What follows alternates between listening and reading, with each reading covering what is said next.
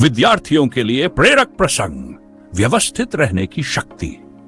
एक बार एक शिक्षक ने अपने छात्रों से पूछा, क्या आप जानते हैं कि सफलता की पहली सीढ़ी क्या है? छात्रों ने विभिन्न उत्तर दिए, मेहनत, बुद्धिमत्ता, सही योजना और बहुत कुछ। शिक्षक ने मुस्कुराकर कहा, सफलता की पहली सीढ़ी है व्यवस्थित रहना।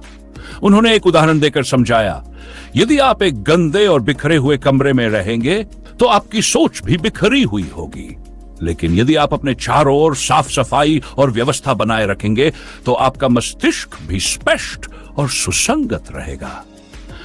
शिक्षक ने छात्रों को सलाह दी कि वे प्लानर रखें, टू डू लिस्ट बनाएं और एक साफ सुथरा अध्ययन स्थान तैयार करें। जब छात्रों ने यह आदत अपनाई तो उन्होंने पाया कि उनके जीवन में न केवल समय की बचत हुई, बल्कि उनकी एकाग्रता और आत्मविश्वास भी बढ़ा। मदद मांगने में झिझक नहीं। एक अन्य अवसर पर एक छात्र अपनी पढ़ाई में लगातार असफल हो रहा था। वह सोचता था कि मदद मांगने से लोग उसे कमजोर समझेंगे, लेकिन एक दिन उसने अपने शिक्षक से अपनी समस्या साझा की।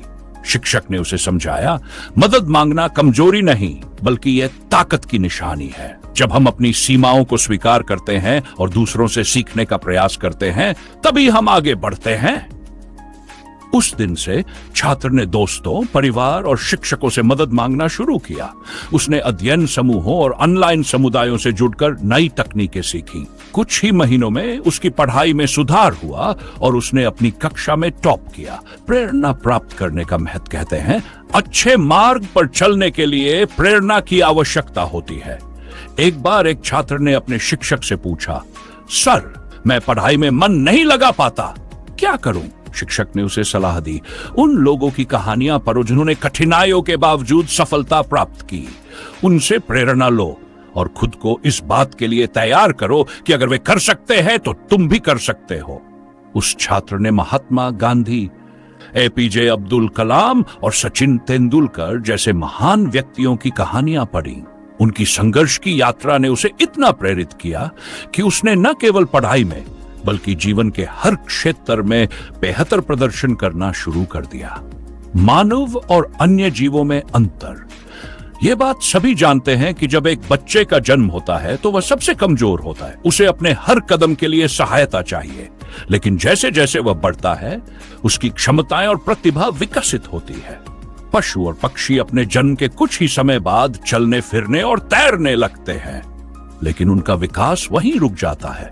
इसके विपरीत मनुष्य अपनी सीमाओं को पार करता है और अपने कौशल को उस स्तर तक ले जाता है जिसकी कल्पना भी कठिन है।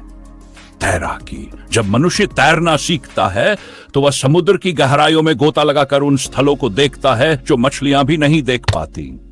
उड़ान। जब मनुष्य उड़ना सीखता है तो वह आसमान की उन ऊंचाइयों तक पहुंचता है जहां पक्षियों के पुरखे भी नहीं जा सकते। यही मनुष्य की विशेषता है। उसकी सबसे बड़ी शक्ति है उसकी सीखने की क्षमता और सकारात्मक बदलाव लाने की उसे सीखी है। हर व्यक्ति महापुरुष नहीं बन सकता, लेकिन महापुरुषों के जीवन से प्रेरणा लेकर एक अच्छा इंसान जरूर बन सकता है। गांधी जी की सत्यनिष्ठा, नेहरू जी की दूरदर्शिता, विवेकानंद का आत्मविश्वास और कलाम साहब का सपना देखने का साहस, ये सभी गुण हमें प्रेरणा देते हैं। संदेश विनम्रता और धैर्य को अपनाएं। क्रोध और अहंकार से दूर रहें। हर दिन नई चीजें सीखने और खुद को बेहतर बनाने की कोशिश करें।